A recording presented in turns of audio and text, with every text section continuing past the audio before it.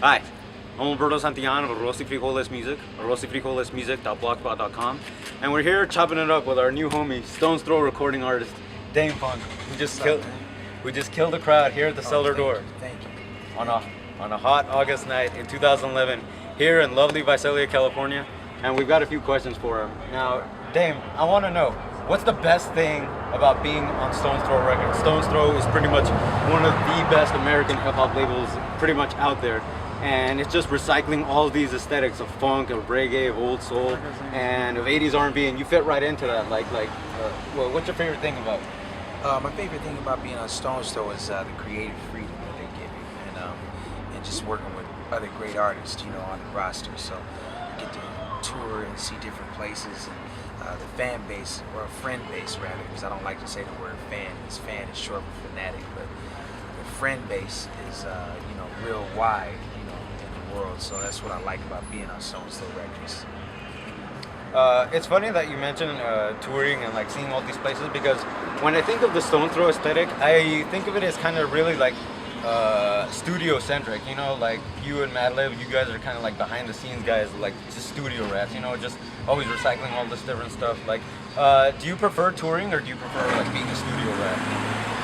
I prefer being in the studio actually, but the touring is a part that I accepted because of the demand of good music connoisseurs. I started DJing and then it kind of like evolved into DJing with synthesizers and equipment, and then evolved into the live configuration I have now, the Computer J1, and altering with Jimmy James and Monica Mendoza, making a master blaster. So, those configurations are a blessing to have, and to tour is great, but I do see myself in the near future stepping back into the studio more, doing more production, and doing more music that way.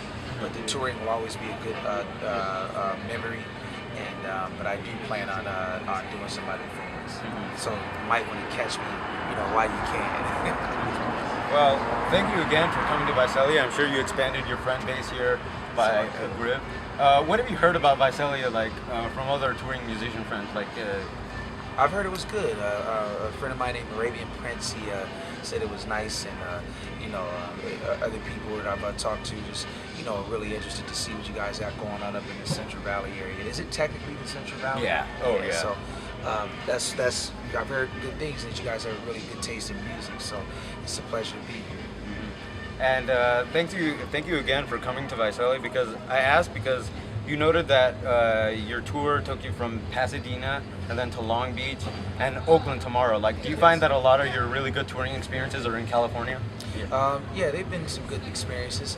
San Francisco and the Bay Area is one of my biggest markets. They were one of the first people to latch on to my sound outside of Los Angeles. So I'll always be indebted to the Bay Area. But now we're exploring some of the other areas in California. But everything's been great, and it's just an honor to be a part of, California scene. To be honest with you though, it's like the friend base is way more deeper in overseas, and that's just what happens sometimes with artists, in your own backyard, you kind of it takes a while to get the love that you might feel that is deserved based on the hustle, and the smash down that you're putting out there. But like I said, the U.S. will come around eventually. I'm not in any rush. It's funny you mentioned that, because me and my buddy Kevin, who do this blog, we're big Stone's Throw fans, and we always notice that whenever Stone's Throw announces dates, they're always in Germany and Australia, and the demand. Yeah, I could imagine.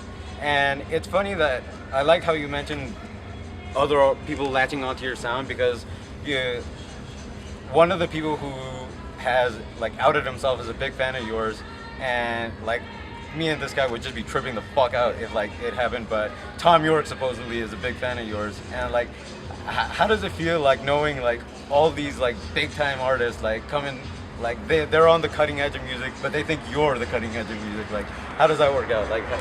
It's definitely appreciated, and I just take it in stride. I like to tell my friends, never stop to smell the roses. You know what I mean? Because when you stop, that's when you start, sniffing the roses and getting big-headed and thinking shit. And it's I'm not into that. You know what I mean? I just want to just do art and make a decent living and just be comfortable and just give people good music from experiences that I go through each day. So, when I get those kind of reports that people are of that caliber and digging the music, I definitely appreciate it. But I just keep rolling. Just keep it rolling, huh? Yeah. Your music takes a lot from, you mentioned Slave and Cameo as like two artists you really dig. So obviously you're very indebted to 80s R&B and like with that in mind, 80s funk. 80s funk. Yeah. R&B I'm not really into. Yeah, but funk is something that I'm really into. Any other artists that you could tell us about that will just expand our minds once we listen to them? From the funkmosphere, you know what I'm saying? I like groups like, of course, like some of the groups that maybe have known to people like Entombed. One Way is good. The producer One Way is named Kevin McCord. He's great. He has some private press stuff on his own label called Presence Records out of Detroit. Loose Ends are good. They can fall like in the R&B thing too, but they're modern funk. Change is a great in Italy. They were out in the early 80s. But some of the newer artists that I dig are like, E. Bravo, Benedek. There's a lot of good things coming out. You know what I mean? That are on that modern funk, type of style with beautiful chords and great beats, and the mixture of that is what I'm always into. But I like other styles too, like Prefab Sprout, Todd Rundgren, Utopia, Rush. I like all types of music. Frank Zappa. Yeah, just shit that just expands your mind. I would suggest those two. That was your question. I mean, like Steve Arrington, though, from Slade, he's one of my top artists. Prince, still one of my favorites. Not the latest stuff, but the stuff that you listened to from when he first came out onto like '89. All of that stuff is great. I was about to ask you about Prince, and now that you brought him up, I might as well ask. Top 3 Prince jams. Go. Right off the top of your head. 17 Days, Lady Cab Driving, and I would say a track called Girl from him, it's a B-side. Yeah, the B-sides are killer. One of the, I guess my 3 at the moment are a B-side like you just mentioned. It's called Extra Lovable.